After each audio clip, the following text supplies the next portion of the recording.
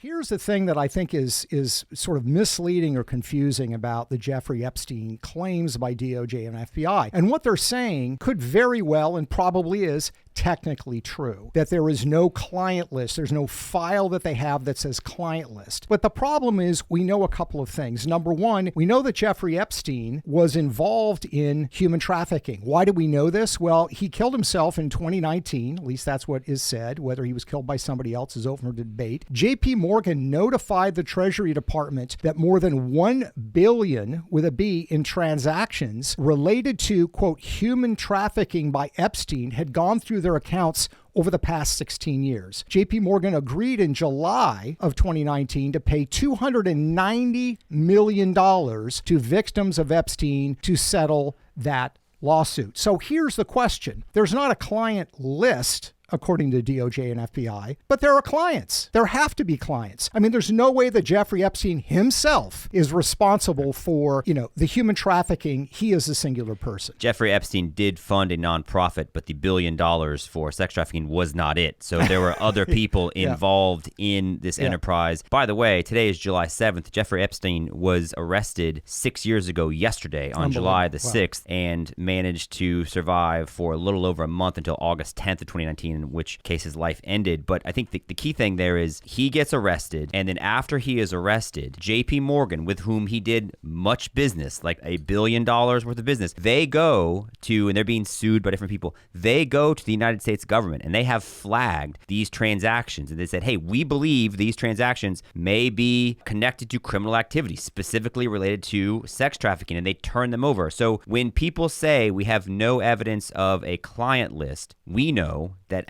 6 years ago, they were given financial transactions, presumably on behalf of clients. And so I think that's one of the things that people find difficult to swallow with this story.